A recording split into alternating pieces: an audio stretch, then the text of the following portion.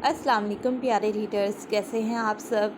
आज हम रीड करेंगे सौदा दिल का नॉवल की एपिसोड नंबर 64, जो कि हबीबा राइट्स की तहरीर है।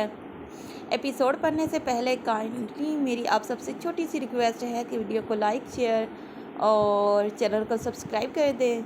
और अब बगैर वक्त ज़ाया किए नावल को पढ़ना स्टार्ट करते हैं। अज़र, यार सुनीशा घर पर अकेली है।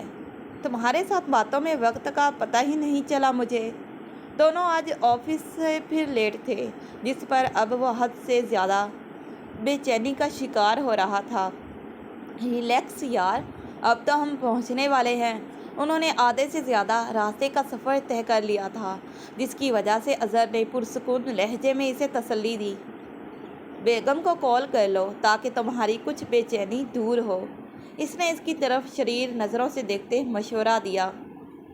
शुक्रिया, लेकिन तुम्हारा मशवरा तुम्हारी तरह बेकार है।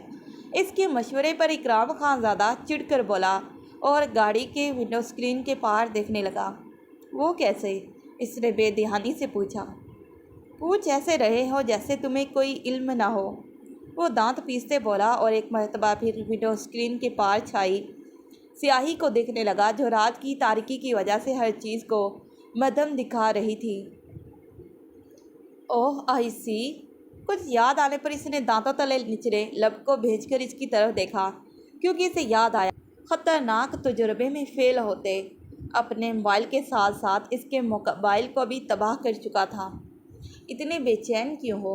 माँ ने इसकी बेचैनी को नोट करते अज़र खानज़ादा ने स्टीयरिंग व्हील को घुमाते हुए पूछा। पता नहीं यार क्यों, मेरा दिल कुछ बेचैन सा है, जैसे कुछ गलत होने वाला हो। टाई की नोट ढीली करते इसने बेआरामी से बताया। लेकिन मैं जानता हूँ तुम्हारी इस बेचैनी का सबब क्या है।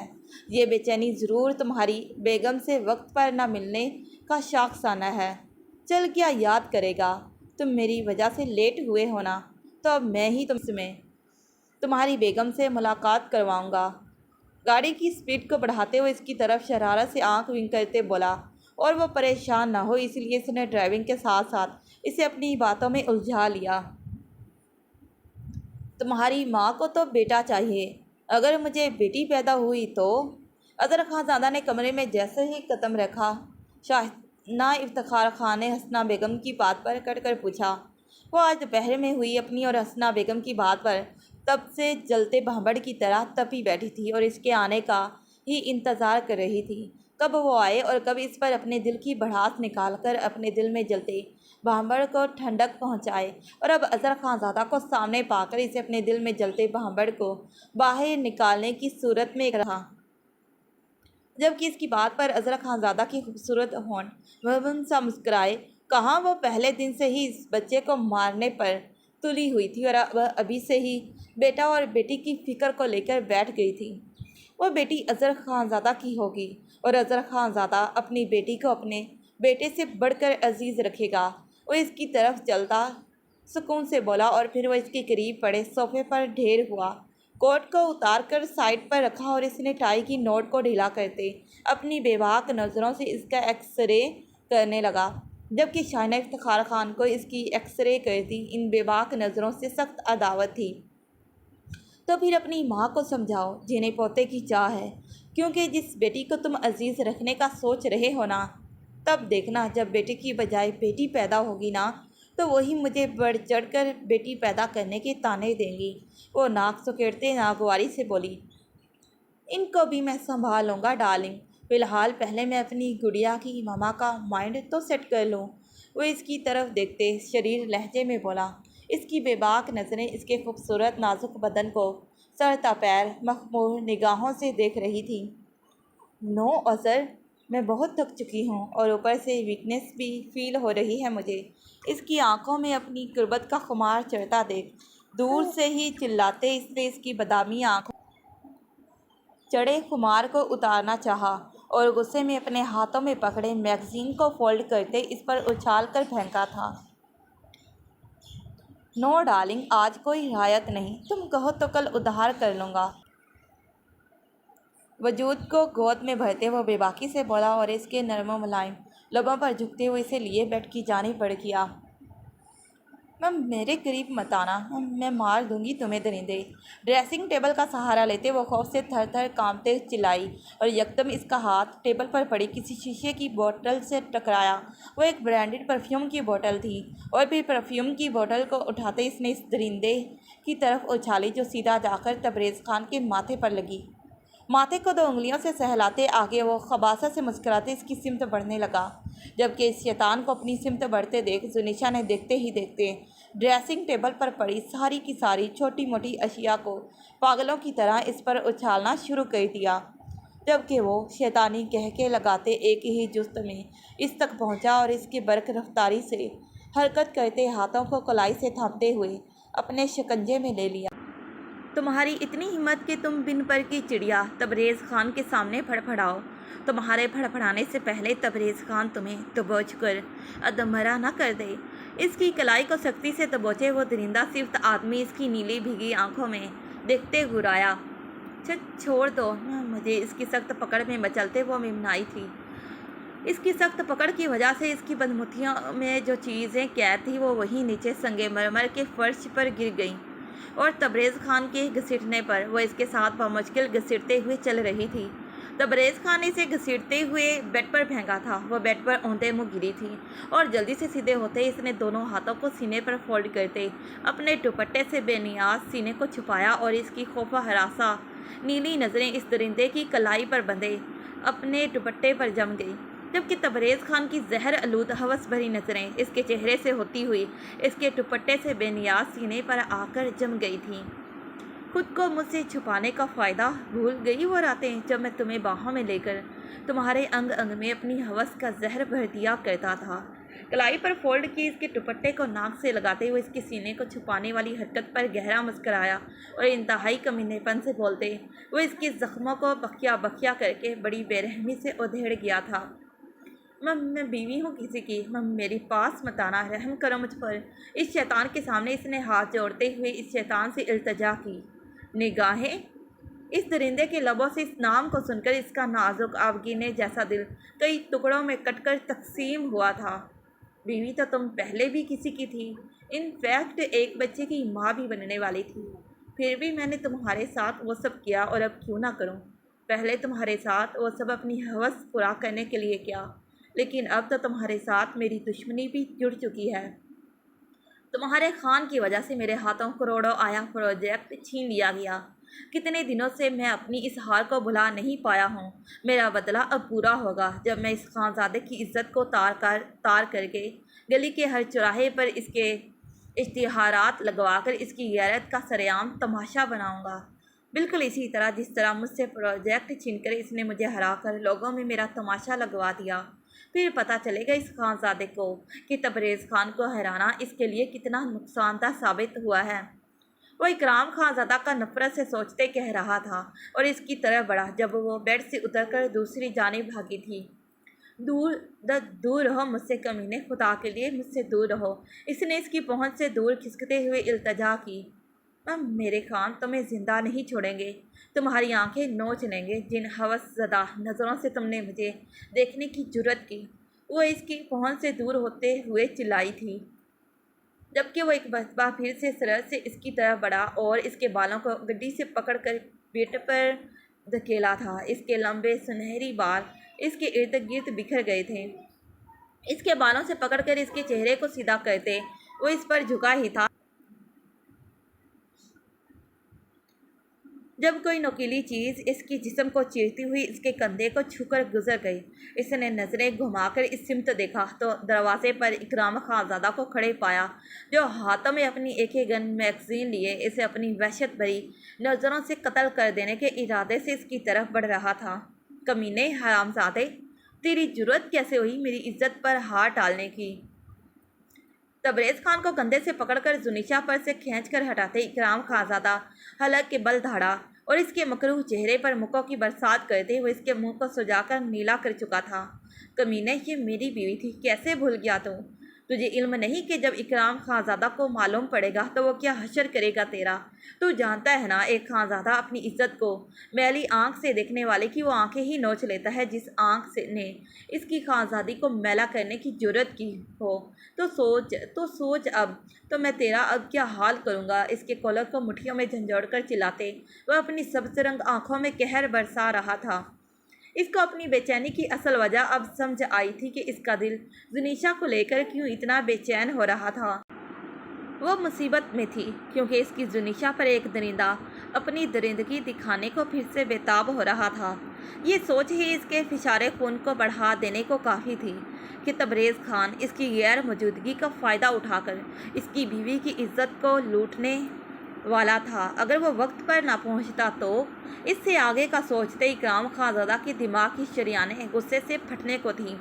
اور کیا تو جانتا ہے اکرام خانزادہ کہ تیری یہ خانزادی جانے کتنی راتیں گزار چکی ہے میرے ساتھ میرے بستر پر؟ خباثت سے آنکھ کے کونے کو دباتے تبریز خان نے اس کی مٹھیوں میں قید اپنے کالر کو ایک جھٹکے سے چھڑواتے اکرام خانزادہ کے سینے پر پنجے گاڑے اور پوری قوت لگا کر اس پہاڑی خانزادہ کو خود سے دور دھکیلا تھا۔ اس کے دھکیلنے پر وہ لڑکھڑاتے ہوئے تبریز خان سے چند قدم دور ہوا۔ کندھے کے درد کو بھلائے وہ بڑی دیدہ دلیری سے اکرام خانزادہ کا رخ اپنی طرف کرتا اس کے جبڑے پر پنچ مار چکا تھا۔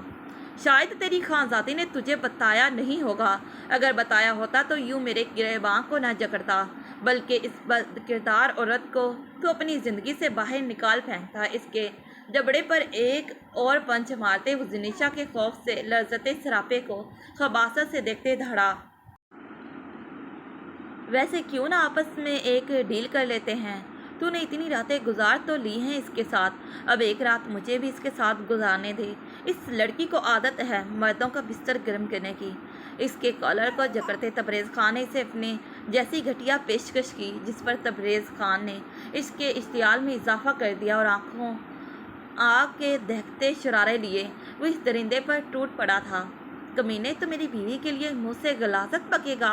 میں آج تجھے زندہ درگور کر دوں گا۔ تو نے ایک خانزادے کی غیرت کو للکارا ہے۔ جسم کی ہوس رکھنے والے درندے، تجھے اب یہ خانزادہ بتائے گا کہ عورت کے جسم کی کیا وقت و قدر ہوتی ہے۔ اکرام خانزادہ نے اس کے خباثت سے نکل رہے دانتوں پر کاری ضرب لگائی جس سے تبریز خان کے سامنے کے دانت تڑک سے ٹوٹ گئے اور اس کے منہ سے خون کسی فوارے کی صورت میں بہنے لگا۔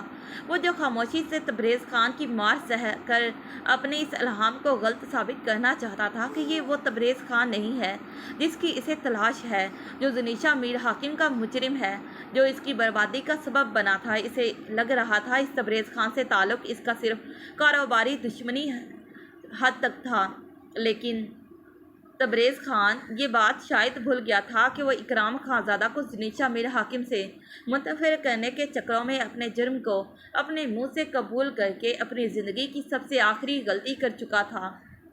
جنونی انداز میں اس کے منہ پر پے در پے مکے وہ کوئی پاگل لگ رہا تھا۔ اکرام خانزادہ نے بے رحمی سے اس کے کندھے کو پوری طاقت سے دباتے تبریز خان کو کراہنے پر مجبور کر دیا۔ اس درندے کے کراہنے پر اکرام خانزادہ کو سکون مل رہا تھا۔ اپنے پاگل پن میں یکدم اس کی نگاہ سامنے دیوار کے ساتھ لگی زنیشا خانزادہ پر پڑی جو اس مار دھاڑ کو خوف سے پھٹی نگاہوں سے دیکھ رہی تھی۔ اسے خوف سے ہراساں دیکھ وہ اپنی سبز آنکھوں کو سختی سے بند کیے اپنے بفرے غصے پر ضبط کرنے لگا۔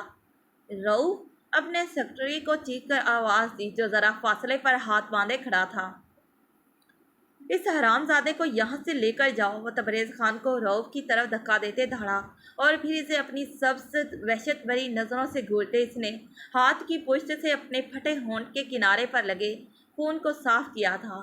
جب تک میں اس کے کیے جرموں کا حساب نہ لے لوں اس کی ہوس بھری ناپاک آنکھوں کو بند نہیں ہونا چاہیے۔ سبز رنگ سرخ آنکھوں میں لہو کی سرخی لیے اس نے رعوف کو حکم دیا تھا۔ رعوف خان ایک 32 سالہ نوجوان مرد تھا جس کے فولادی جسم کے آگے تبریز خان چونٹی کی سی حیثیت رکھتا تھا۔ اکرام خانزادہ کے حکم پر وہ سر کو ہلکا سا خم دیتے تبریز خان کو گھسیٹتے ہوئے وہاں سے لے کر چلا گیا۔ تبریز خان جس کی ریاست میں اس کا ایک سکہ چلتا تھا، جو اپنی ریاست میں کسی کو پر نہیں مارنے دیتا تھا، آج ایک معمولی سیکرٹری کے ہاتھوں روندا جا رہا تھا۔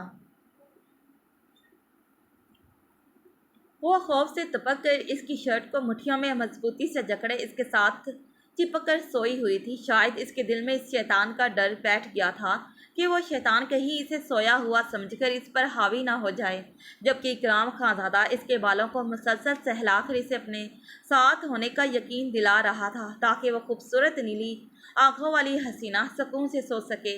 لیکن اسے سوئے ہوئے ابھی تھوڑی دیر ہی ہوئی تھی جب اس نے دیکھا کہ وہ نیند میں بے چین ہو رہی ہے۔ شاید اسے پھر سے وہی خوفناک منظر نیند میں ستانے لگا۔ چھوڑ دو، ہمیں جانے دو۔ وہ خوفناک منظر زنیشا پر ایسا حاوی ہوا کہ آنکھ کھل جانے کے باوجود بھی وہ یوں ہی پاگل پن سے اکرام خانزادہ کے ہاتھوں کو جھٹک رہی تھی۔ اٹس می اکرام خانزادہ، وہ نرم لہجے میں بولا۔ اس کے ہاتھوں کو پکڑتے اس نے زنیشا کو اپنے ساتھ ہونے کا یقین دلانا چاہا۔ شاید وہ ہوش میں نہیں تھی، اس لیے اس طرح ریاکٹ کر رہی تھی۔ جب کچھ دیر بعد اس کے حواس بحال ہوئے تو وہ اکرام خانزادہ کے سینے سے لگ کر اپنی بے بسی پر زاروں کی طرح رونے لگی۔ اس کی درد بھری سسکیوں پر اکرام خانزادہ کی سبز رنگ آنکھیں وحشت سے سرخ پڑنے لگی۔ اس نے بمشکل زنیشا خانزادہ کی اس خوف کو کم کیا تھا، لیکن اس درندہ سے شیطان کے پھر سے سامنے آ جانے پر اس کے نازک وجود کا اسی خوف نے پھر سے احاطہ کر لیا تھا۔ اس کی کربناک سسکیوں اور خوف سے کانپتے وجود پر اس نے اپنے دل میں اس شیطان کو دردناک موت دینے کا تہیہ کر لیا ہے۔ بیگم یار، کیا ہوا؟ میں یہاں تمہارے پاس ہی ہوں۔ اس خوفناک حادثے کی وجہ سے اس کا نازک وجود کپا رہا تھا، جس پر وہ اس کے نازک وجود کو سینے سے لگاتے زنیشا کو اپنے ساتھ ہونے کا یقین دلانے لگا۔ وہ اکیلی نہیں ہے جو یوں ڈر رہی ہے، کیونکہ جب تک وہ زندہ ہے اس پر کسی کا منحوس سایہ کبھی نہیں پڑنے دے گا۔ اگر اکرام آپ آج وقت پر نہیں آتے تو ہمارے ساتھ آج بھی وہی سب، وہ اس کے سینے میں خود کو چھپاتے بولی۔ اس شیطان کے خوف سے الفاظ اس کے لبوں سے ٹوٹ ٹوٹ کر ادا ہوئے تھے۔ جسٹ شٹ اپ زنیشا، اپنی بکواس بند کرو۔ سنا تم نے؟ میرے ہوتے ہوئے تمہارے ساتھ کبھی کچھ غلط نہیں ہو سکتا۔ زنیشا کی بات پر اکرام خانزادہ کا سخت وجود آگ کے شعلوں میں دہنے لگا۔ اس کے نازک وجود کو خود میں مزید سختی سے بھیجتے وہ اس پر چلایا تھا۔ آپ نے آج ہم پر بھروسہ کر کے ایک بار پھر ہم پر احسان کر دیا ہے۔ وہ اس شیطان کی بےہودہ باتوں کے ذریعے اثر بولی کہ اگر آج اکرام خانزادہ اس کے بجائے اس شیطان کا یقین کر لیتا تو اس نے آج جیتے جی مر جانا تھا، کیونکہ اکرام خانزادہ کی بے یقینی نے اسے جیتے جی مار ڈالنا تھا۔ خان، آپ کے احسانات اب ہم پر روز بروز بڑھتے جا رہے ہیں۔ وہ محبت سے اس کے خوبصورت وجیہہ چہرے کو ہاتھوں کے پیالے میں تھام کر بولی۔ یہ پہلی پیش رفت تھی جو اس کی جانب سے ہوئی تھی جس پر وہ اس کو حیران کن نگاہوں سے دیکھنے لگا۔ بیگم پاگل ہو گئی ہو یار، محبت کرتا ہوں میں تم سے، اب کم سے کم میری محبت کو احسان میں تو مت تولو۔ احسان تو ایک بوجھ کا نام ہے، جبکہ میری محبت تمہیں تمہارے ہر بوجھ سے آزاد کر دینا چاہتی ہے۔ محبت میں احسانات نہیں ہوتے بیگم، بلکہ محبت تو خود میں ایک پرلطف سا جذبہ ہے، ایک ایسا لطف ہے اس میں کہ جو اپنے چاہنے والوں کو خوشی سے کھلا دیتا ہے۔ اور مجھے محبت اگر تمہارے وجود اور ظاہری حسن کو دیکھ کر ہوئی ہوتی تو تم سے کبھی نہ ہوتی یار۔ مجھے تو محبت تمہاری ان خوبصورت نیلی بھیگی آنکھوں سے ہوئی ہے۔ ان کا بھیگاپن میرے دل کو بے چین کر دیا کرتا تھا۔ ان آنکھوں کی اداسیوں کو دور کر کے میں ان میں خوشیوں کے جگنوں بھر دینا چاہتا تھا۔ نہ جانے تمہاری ان نیلی جھیل سی آنکھوں میں ایسی کون سی مقناطیسی کشش تھی جو مجھے ہر بار تمہیں دیکھنے پر اپنے سحر میں پہلے سے بھی زیادہ مضبوطی سے جکڑ لیا کرتی تھی۔ اس کی بھیگی نم نیلی آنکھوں کو باری باری چوم کر کہتے وہ خود پر زنیشا کا محبت، عزت اور مان بندھا رہا تھا۔ آپ بہت اچھے ہیں۔ اس کے مان بڑھانے پر وہ مدھم لہجے میں بے اختیار مسکراتے ہوئے بولی۔ بیگم فی الحال باقی باتوں کو چھوڑو، تم اب صرف مجھے یہ بتاؤ کہ تمہارے وجود کی یہ کپکپاہٹ کب ختم ہوگی، یا پھر میں ابھی اسے اپنے انداز میں ختم کروں۔ وہ اسے باہوں کے گھیرے میں لیتے زمانی انداز میں بولا۔ اور یقین مانو جب میں تمہاری اس کپکپاہٹ کو ختم کرنے پر آیا تو تمہاری جان پر بن جائے گی۔ شرارت سے بھرپور مسکراتے ہوئے لہجے میں کہتے اس نے اپنی آنکھ کے کونے کو مینی خیزی سے دبایا۔ بہت برے ہیں آپ۔ اس سے دور ہوتے وہ نیلی آنکھوں میں خفگی لیے بولی۔ لیکن ابھی تو تم کہہ رہی تھی میں بہت اچھا ہوں، اور اب؟ وہ منہ بگاڑتے ہوئے بولا، جبکہ اس کے اس انداز پر اسے ہنسی آئی۔ آپ اب بھی بہت اچھے ہیں، बस ऐसी बातें ना करें, चले अब चुपचाप आप भी सो जाएं और हमें भी सोने दें। इसकी जुबानी अंदाज पर वो खुद को ब्लैंकेट में छुपाते बोली, हाँ हाँ गुड नाइट बेगम। वो इसके बहानेबाजियों पर खूब हंसा, लेकिन फिर इसकी हालत के पेश नज़र वो इसकी पेशानी पर झुका और इसकी हालत के पेश नज़र इसने इसे सो जाने का हुक्म दिया और फिर कमरे की लाइट को ऑफ करके फिर वो लाइट बल्ब की रोशनी में इसे अपने तंग घेरे में लेकर आंखें मूंद गया। वो चुपके से इसके रूम में एंटर हुई थी। इसकी तलाश में इसने नज़रें दौड़ाई तो वो इसे बेड पर किसी शहजादे की तरह महख्वाब नजर आया। दबे पांव चलते बेड के करीब पहुंचकर इसने बेड पर बैठते अपनी जगह बनाई थी। Good morning dear डोरो। इसके साथ लिपटते वो इसके खूबसूरत चेहरे को मोहब्बत से मखमूर नज़रों से थाम कर बोली। आरिस खानज़ादा की खूबसूरत पलकों की हल्की सी लर्जिश को इसने मबहम सा मुस्कुराते देखा था। Good morning to you my beauty queen. बदले में इसने अपनी सुरमई रंग आंखों पर साया पलकों की स्याह झालर को उठाकर कहा, जिस पर इसकी स्याह भूरी कांच सी आंखों में हैरत का समुंदर उमड़ आया। तुम जाग रहे थे? इसने हैरत से पूछा, क्योंकि वो तो इस सितमगर को हमेशा की तरह सोया हुआ समझकर प्यार कर रही थी। इसके विश करने पर वो इसकी चालाकी पर लब भेजकर इसे देखने लगी। तुम खुश हो? मुझे सच में मुआफ़ कर दिया है? इसके मबहूती से देखने पर आरिस खानज़ादा ने इसके गालों को नरमी से छूकर पूछा। इसके लहजे में शर्मिंदगी का तासुर साफ वासिया था। मेरे लिए तुम्हें मुआफ़ करना इतना आसान नहीं था डोरो, लेकिन तुमसे दूर रहना भी मुझे गवारा नहीं, क्योंकि ये मेरे बस में नहीं था। अगर मेरे बस में होता तो मैं तुम्हें कभी मुआफ़ ना करती। मेरा जिस्म एक बेजान मूरत बनकर रह गया था। ऐसा लगता था जैसे वजूद बाकी रह गया है और मेरी रूह मर गई है। पहले तो जीते जी मर गई थी, लेकिन अगर अब तुम्हें खुद से दूर कर देती तो सचमुच में मर जाती मैं। इसलिए जो मेरे बस में नहीं है वो मैं क्यों करूं? जब लाहासिल थे तो दीवानी बनकर तुम्हारे आगे पीछे घुमा फिरती थी। इश्क व जुनून हो मेरा, लाहासिल से हासिल तक का सफ़र करना मेरे लिए माना इतना आसान नहीं था, लेकिन अब जब कि तुम मुझे मैसर हो तो डोरो, मैं तुम्हारी नाकदरी क्यों करूँगी। इसके खूबसूरत वजीहा चेहरे को इसी महबूबी से देखती बोली और अपनी गाल पर रखे इसके हाथ को अपने नाजुक लबों से छुआ। मैं तुमसे बहुत प्यार करती हूँ। इसकी सुरमई रंग आँखों में दीवानगी से देखते इसने कहा और सोचा कि शुक्र है अपने भैयों की बात मानकर इसने अपने दिली सुकून को पा लिया था, वगैरना रईस खानज़ादा को मुआफ़ न करने की गलती करके वो अपने साथ साथ इसे भी हमेशा बेसुकून किए रखती। वो अपने लिए इस फैसले पर तमानियत से मुस्कराई और इसके खूबसूरत वजीहा चेहरे पर झुककर नरमी से इसने इसकी पेशानी पर बोसा दिया और इसके सीने पर सर रख कर आँखें मूंद ली, जबकि इसकी खुद सुबर्दगी पर वो इसे नरमी से अपने बाहों के घेरे में लेते इसके सर पर होंठ रखते सर शारी से आंखें मूंद गया जारी है। तो प्यारे रीडर्स, ये रही आज की एपिसोड। अगर एपिसोड अच्छी लगी हो तो काइंडली वीडियो को लाइक शेयर और चैनल को ज़रूर सब्सक्राइब कर दें और फिर मिलते हैं इसी नॉवल के नेक्स्ट पार्ट पर। तब तक के लिए प्यारे रीडर्स, अल्लाह हाफिज़, bye bye and take care. Thanks for watching this video.